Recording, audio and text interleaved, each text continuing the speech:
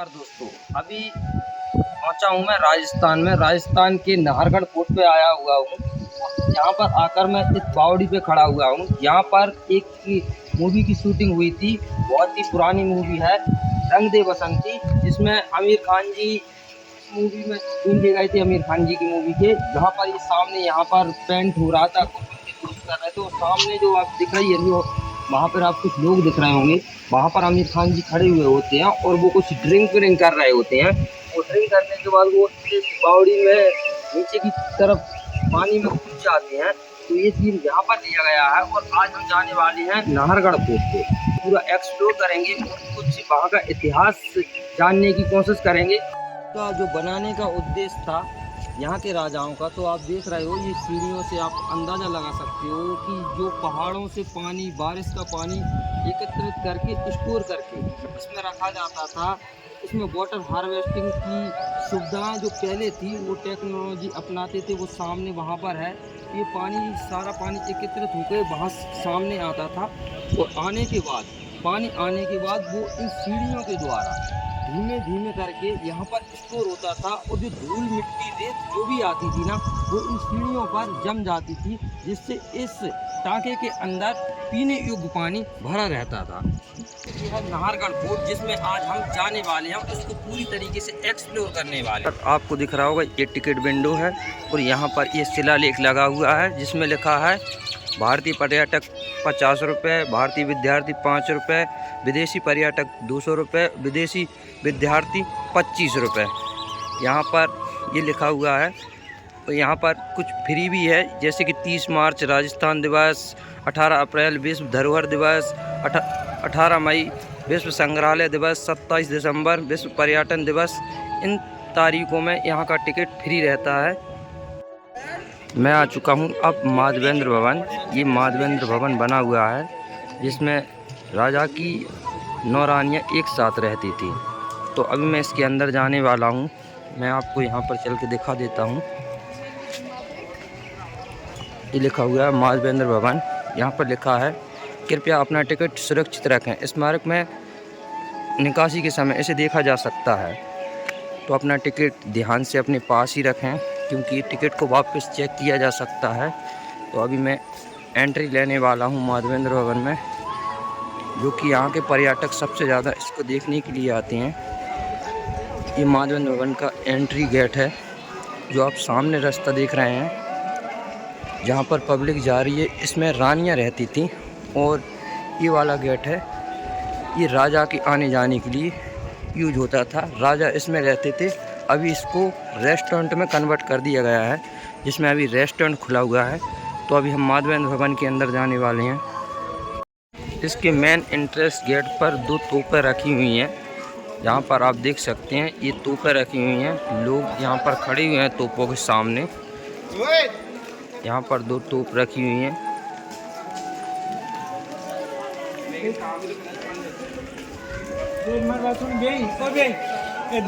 तोप के ऊपर बैठना सख्त मना है। लोग इस तोप के ऊपर बैठ जाते थे, इसलिए यहाँ पर लिख दिया गया है शिलालेख पे कि तोप पे बैठना मना है। हम अंदर जाते हैं गेट के। यहाँ पर माधवेंद्र भवन का शिलालेख लगा हुआ है, जिसको आप आसानी से वीडियो को पॉज करके पढ़ सकते हैं।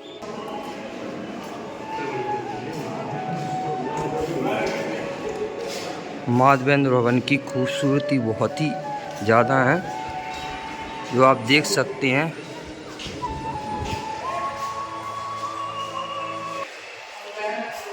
एक साथ 9 रानियों को रहने के लिए इस महल का निर्माण करवाया गया था।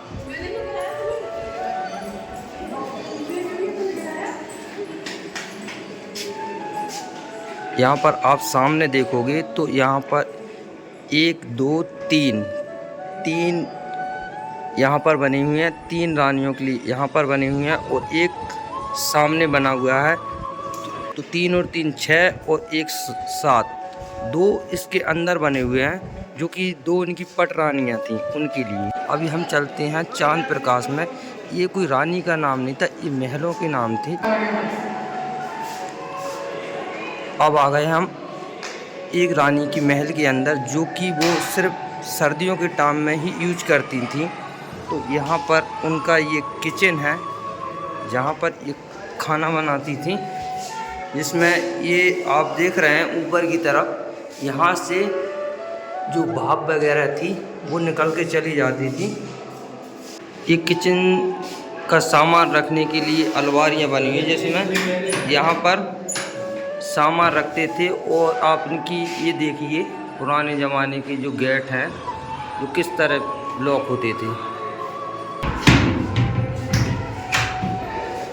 ये यहाँ से लॉक हो जाता था, इसको जैसे नीचे करोगे एक खुल जाएगा। किचन के सामने ये है भंडार कक्ष, जिसमें उनका जो सामान रहता था, जो भंडार कक्ष बोलते थे इसको, रसोई घर। यहाँ पर उनका बहुत सारा खाने पीने का सामान रखा रहता था। जो सारे रानियों के महल हैं वो एक दूसरे के कॉपी पेस्ट हैं, सब सेम है, सिर्फ इनकी जो कलर पेंट है वो ही अलग है। तो बनावट है, सबकी डिज़ाइन है, वो सब रूम बिल्कुल एक ही जैसे, सातों महल एक ही जैसे बने हुए हैं। बस खाली 2 पटरानियाँ जो उनकी मेन थी उनके महल अलग बने हुए हैं। इस सामने यहाँ पर रानी बैठा करती थी। ये उस टाइम की रानी का चेंजिंग रूम है, ये रानी का चेंजिंग रूम है। और इसके जस्ट सामने उनकी जो दासी रहती थी उसका चेंजिंग रूम बेडरूम था। ये कुंडे लगे हैं, तो क्या झूले या पर्दे लगाए जाते थे। और यहाँ पर आप इसको देख रहे हैं कि सिगड़ी बोलते हैं इसको ये सर्दियों के मौसम का महल था, तो इसमें आग जलाई जाती थी जिससे ये रूम हीट से गर्म रहे। तो यहाँ देख सकते हो आप, यहाँ पर 2 दासियाँ खड़ी रहती थी, एक इस साइड और एक उस साइड, दोनों साइड में खड़ी रहती थी। और ये कहावत आप लोगों ने सुनी होगी कि दीवारों के भी कान होते हैं। तो यहाँ से जब एक दासी इस दीवार से बोलती थी तो दूसरी जो दासी थी वो उस दीवार से सुन लेती थी। तो इन्हीं द्वारा आवाज़ इस साइड से उस साइड चली जा रही थी, ताकि रानी को कोई इसमें डिस्टर्बेंस ना हो। सोते समय ये रानी का बेडरूम हुआ करता था। और यहाँ पर जो बना हुआ है ये दासी का रूम बना हुआ है, जिसमें दासी अपना चेंजिंग का सामान रखती थी। और यहाँ पर बनी हुई है उस टाइम की ज़माने की बाथरूम, जिसमें रानियाँ नहाया करती थी और जो भी उनका यूज हुआ करता था।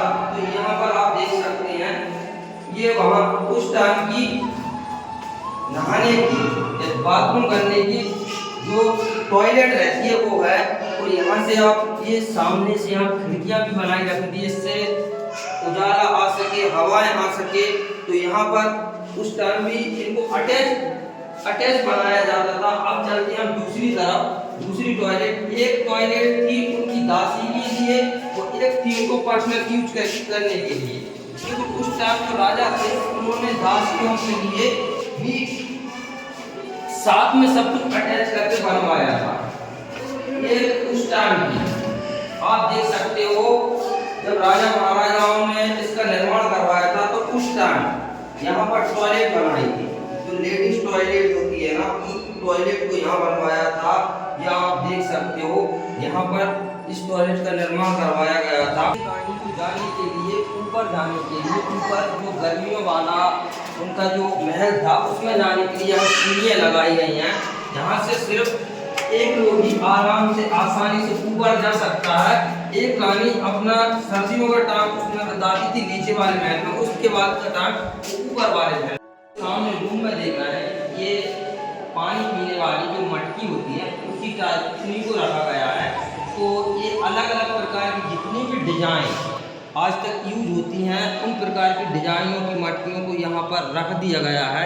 लेकिन ये फिलहाल उस टाइम की मुझे देखने में नहीं लग रही है। अगर आपको क्या लगता है आप कमेंट बॉक्स में ज़रूर बताएं। गाइस आपने देखा होगा ये महल सभी हैं जो एक दूसरे के कॉपी पेस्ट बने हुए हैं। और यहाँ पर मैंने बाकी महलों में देखा तो ये ऐसा नहीं लगा हुआ था, यहाँ पर ये ऐसा लटका दिया गया है जो मुझे देखने में थोड़ा यूनिक लगा। तो मैंने देखा और आपको तीसरे महल में जो कि उनका यही बेडरूम है और यहाँ पर कुछ इलेक्ट्रॉनिक रखा हुआ है उसी ज़माने का, और इसमें एंट्री अंदर जाने की नहीं है। तो आप इसको भी देख सकते हैं, इसकी डिज़ाइन देख सकते हैं। जो पेंट है हर एक रूम का अलग तरीके का है। नाहरगढ़ कोट आते हो तो आपके मन को लुभा देने वाली ये पेंटिंग्स हैं ये इतनी अद्भुत है देखने में। आप इनको देखोगे तो ये कई साल चलने वाली पुरानी पेंटिंग है। जब इस महल का निर्माण हुआ था तभी की ये पेंटिंग बनी हुई है। और ये पेंट है, ये पेंट कोई आज के ज़माने का पेंट नहीं है। ये जो पेंट है, इस पेंट को सब्जी रहती थी, जैसे पुरानी जो सब्जी रहती ना हमारी सब्जी, उनको गला के उनमें से पेंट निकालते थे, उनसे ओरिजिनल पेंट बनता था, उन्हीं से पेंटिंग की जाती थी। इस तरह की पेंटिंग आपको पूरे महल में बेहतरीन तरीके से बनी हुई मिलेगी। तो ऊपर भी आप उनकी सब पूरे महल के एक एक कमरे के कोने में देख सकते हो। और इन्हीं सभी पेंटिंग को बनाने में और इसकी जो मजबूती है, ये चूना पत्थर से मिलकर बना हुआ है। इसकी वजह से इस महल की जो मजबूती है बहुत ही ज़्यादा सुंदर हो गई है। और इस महल के निर्माण लगभग 42 से 43 साल लगे थे, क्योंकि जो महल है, जो मजबूत महल बना हुआ है, ये सब पत्थर, चूना और सब्जियों का इस्तेमाल करके इनकी जो डिजाइन है वो बनाई गई है। आप इन्हें एक बार इन डिजाइनों को देखिए, क्योंकि आज के ज़माने में आज के कारीगरों के द्वारा बनाना इम्पॉसिबल है, जो कि आज मशीनों के द्वारा ही बनाई जाती थी। पहले इन फूलों को, इन डिजाइनों को हाथ की कारीगरी के द्वारा बनाया गया। इस महल की जो बनावट है, इस महल में जो अपार्टमेंट बने हुए हैं, जो अपार्टमेंट आप देखोगे तो हर हमेशा कॉपी पेस्ट देखेगा आपको, हर एक अपार्टमेंट बिल्कुल सेम बना हुआ है। और इसकी आप झूमर जानने के लिए छत की जो देख सकते हो, आप डिजाइन देख सकते हो ऊपर की, आज भी वही पेंट, वही कलर, सब कुछ आपको सेम वही देखने को मिलेगा। अगर आप देखोगे तो हर एक कमरा आपको कॉपी पेस्ट दिखेगा। जो राजा थे वो कोई भी भेदभाव नहीं करना चाहते थे, जिसकी वजह से राजा कोई भी झगड़ा हो, लड़ाई हो कि मेरे अपार्टमेंट में ये सुविधा नहीं है। इसलिए आप जिस भी अपार्टमेंट में जाओगे, आपको उस अपार्टमेंट में बिल्कुल सेम डिजाइन, सेम कमरे, सेम साइज का ही सब कुछ मिलेगा। बस थोड़ा सा डिफरेंट है इनमें कि अलग अलग रूम में अलग अलग तरीके की पेंटिंग की गई है। अब आ गए हम रानी के चौथे महल में, जिसमें आप सब बोला मैंने आपको कॉपी पेस्ट है। तो ये उनकी किचन है, और यहाँ पर उनका सामने स्टोर रूम है। और यहाँ पर जो थोड़ा सा उनका यहाँ पर एक रूम बना हुआ है जिसमें कुछ रखा हुआ है। और यहाँ पर उनका जो बेडरूम होता है, वो बेडरूम में भी लॉक है और उसमें भी कुछ रखा हुआ है। गाइस, अगर आपको समझ आता है तो कमेंट बॉक्स में ज़रूर बताएं। और एक रूम यहाँ है, ये उनके सर्दियों के 6 रानियों के जो नीचे नीचे वाले रूम थे, वो सब सर्दियों में रहने वाले थे। और अब जाएंगे हम इसके ऊपर, जो कि गर्मियों में यूज होते थे। तो चलो अब ऊपर चलते हैं और ऊपर जाकर ही ऊपर का व्यूज आपको दिखाते हैं। पटरानियाँ गर्मियों में यूज करती थी। जो रानी से उच्च दर्जे की रानियाँ थी, उनको पटरानियाँ बोला जाता था, जिनसे राजा बहुत ज़्यादा प्यार करते थे, राजा के लिए जो प्रिय रहती थी। इनको बंद कर दिया गया है और इसमें कुछ धागे टाइप का कुछ लटका हुआ है, तो मुझे समझ नहीं आ रहा है।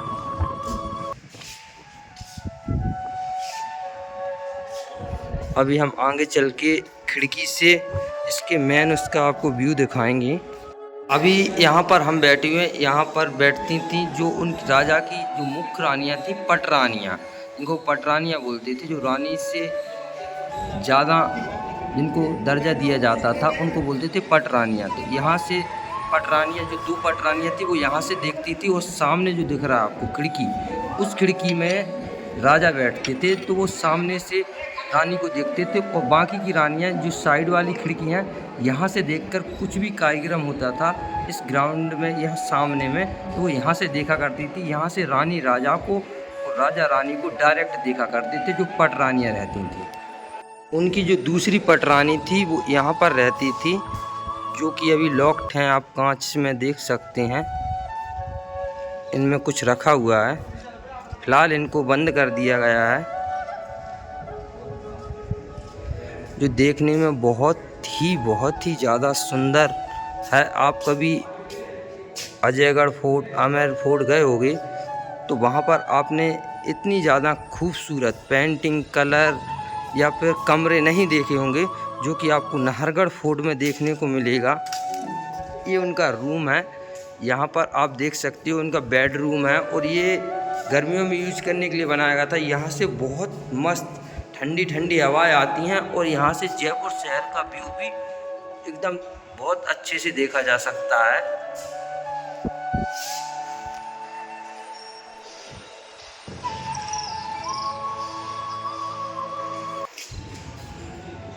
और यहाँ पर आप देख रहे हैं ये बेडरूम है। यहाँ पर जो पर्दे पलंग वगैरह जो भी रहता था उसको लटकाया जाता था और उसी टाइम की यहाँ पर उसी टाइम के जो रानी और दासियों के लिए यूज में जो मिरर आते थे वो मिरर भी यहाँ पर लगे हुए हैं। आज भी ये मिरर यहाँ पर लगे हुए हैं।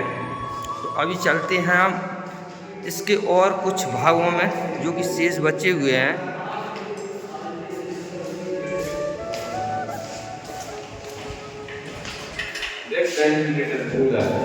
ये उस टाइम की भूल नहीं है जब राजा यहाँ से आते थे और यहाँ से किसी रानी के पास जाते थे। तो कब किस रास्ते से आए हम किस रानी के पास गए ये किसी को पता नहीं चलता था। आप ये देख सकते हैं रानी के आज जो उनकी दासियाँ थी जब राजा इन गेटों को खटखटा देते तो जो दासी थी जब वो कमरे में अंदर एंटर होती तो इस वाले रास्ते से दूसरे राजा था तो उन दासियों को भी पता नहीं चलता था कि राजा इस वाली रानी के पास गए या इस वाली रानी के पास। भूल भुलैया से होते हुए राजा यहाँ से जाते थे और यहाँ से सीधे निकलते हुए वो यहाँ पहुँच जाते थे जिससे वो दूसरी रानियों के पास इस रास्ते से चले जाते थे। और जब कोई कार्यक्रम होता था तो राजा यहाँ पर बैठते थे।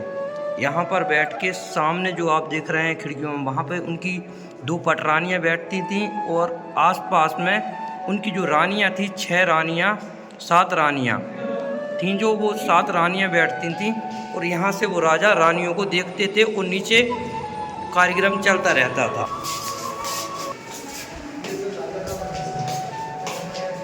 ये वो भूल भुलैया है जहाँ से राजा जाते थे वो किसी भी रानी के पास जाते थे तो सिर्फ उसी रानी को पता रहता था जिसके पास वो पहुंच जाते थे। बाकी किसी रानी को कोई पता नहीं रहता था। अभी आप देख रहे हैं ये यहाँ पर 1 2 3 कमरे हैं जो कि यहाँ के राजा थे। उन राजा के जो पीछे महल था उस महल में जाने के लिए और इस महल से इस महल में आने के लिए जो 3 कमरे थे इन्हीं कमरों के द्वारा राजा रानियों के पास आते थे। इसमें 2 एंट्रेंस गेट हैं जिनको अगर रानियों के इस वाली तरफ की रानियों के पास जाना होता था तो इस वाले गेट से जाते थे और किसी को पता नहीं चलता था कि राजा किस तरफ गए हैं। और अगर इस वाली रानियों के पास जाते थे तो इस भूल भुलैया से इस रास्ते से चले जाते थे। और अगर कोई कार्यक्रम होता था दीवानी खास में यहाँ पर कोई कार्यक्रम चलता था तो राजा की यहाँ पर कुर्सी लगाई जाती थी और राजा यहाँ से बैठ के तो रानियों को देखते थे और सामने बैठी पटरानियों को भी देखते थे। यहाँ से सेना को ऊपर जाने का जो रास्ता था वो रास्ता है सीढ़ियाँ हैं जहाँ से सिर्फ एक ही लोग ऊपर जा सकता है जो कि मैं ऊपर जा रहा हूँ अभी। यहाँ जो आप सामने देख रहे हैं ये राजा का महल था। पहले राजा इसी में रहते थे और अभी फ़िलहाल इसको रेस्टोरेंट बना दिया गया है। इस महल में सबसे ज़्यादा जो टूरिस्ट आती हैं वो ये सीन बहुत अच्छे से देखते हैं क्योंकि यहाँ से जयपुर का जो सीन है बहुत अच्छे से दिखता है। नाहरगढ़ फोर्ट के जो ऊपर का हिस्सा है छत पर जो टेरेस बोलते हैं जिसे उस पर बादशाह जी के वो एक सॉन्ग आया था सी मूव इट लाइक करके। उसकी पूरी जो शूटिंग थी वो इसी के ऊपर हुई थी और आप इसके कमरों के अंदर भी हुई थी। अगर आप वो एक बार सॉन्ग सुनोगे तो आपको सब कुछ सीन समझ आ जाएगा।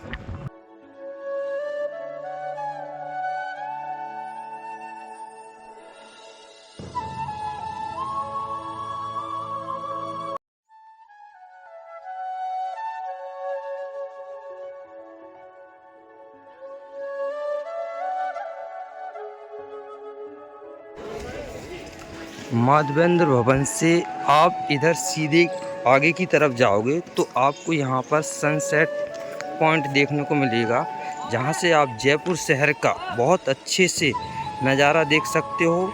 और शाम के टाइम डूबते हुए सूरज को भी बहुत अच्छी तरीके से देख सकते हो। यहाँ पर लिखा हुआ है सनसेट पॉइंट।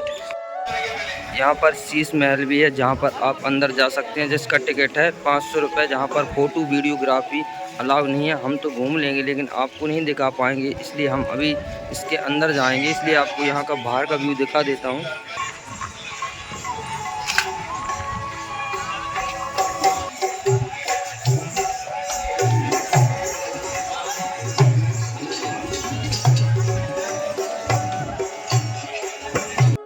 यहाँ पर बनी हुई है नाहरगढ़ की ऐतिहासिक बावड़ी। इस बावड़ी में पानी पहाड़ियों से होता हुआ छोटी छोटी नालियों से आता था। नालियों में कचरा रुक जाता था, जिसकी वजह से इस बावड़ी का पानी पीने योग्य एवं शुद्ध निर्मित हो जाता था और इसमें स्टोर किया जाता था। और यहाँ पर दो बावड़ियाँ हैं, एक सामने बनी हुई है और एक यहाँ पर बनी हुई है, जिसमें आप अभी ये पानी देख रहे हैं। थोड़ा मैं इसके इतिहास के बारे में आपको बता देता हूँ। नाहरगढ़ फोर्ट को सन 1734 में सवाई मानसिंह के द्वारा बनवाना स्टार्ट किया गया था। सन 1880 से सन 1922 तक सवाई माधो सिंह द्वितीय के द्वारा इसका पूर्ण कार्य करवाया गया। पहले नाहरगढ़ को सुदर्शनगढ़ के नाम से जाना जाता था। तो एक टाइम था जब इसका कंस्ट्रक्शन का काम चल रहा था, तो बहुत सारे मजदूर इसका काम करते थे, पूरा दिन इसका काम करते थे और रात को इसका पूरा काम बिल्कुल नष्ट हो जाता था, दीवारें टूट जाती थी, जिससे राजा बहुत ज़्यादा परेशान थे। तो उन्होंने राजा ने बहुत जगह पूछा, बहुत तांत्रिकों से पूछा। फिर इनको एक दिन सपना आया जिसमें भगवान नाहरगढ़ जी ने उनको दर्शन दिए और उनसे बोला कि जिस महल का तू निर्माण करवा रहा है, अगर तू उसको मेरे नाम से निर्माण करवाएगा तो तेरा काम पूर्ण हो जाएगा। तो इस महल का निर्माण के लिए उन्होंने इस महल का नाम नाहरगढ़ रखा। और उनका एक छोटा सा मंदिर, जब आप ऊपर जाओगे टेरेस पे देखोगे तो एक छोटा सा मंदिर शहर की तरफ बना हुआ दिखाई देगा।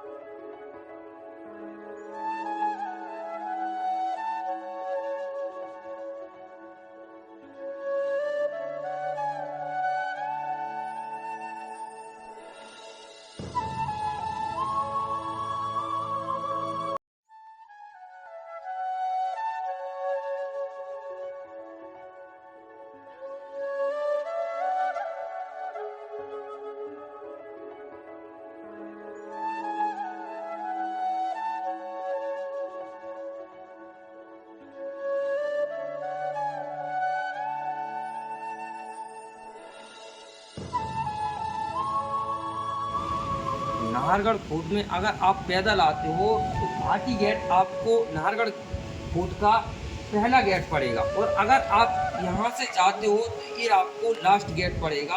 अगर आप शहर से पैदल चल के आते हो तो ये रास्ता आपको लगभग 2.5 से 3 किलोमीटर का चढ़ाई का रास्ता मिलेगा। और अगर आप बाइक से, कार से, टैक्सी से आते हो और अराउंड घूम के आते हो तो वो आपको 17-18 किलोमीटर का रास्ता पड़ेगा।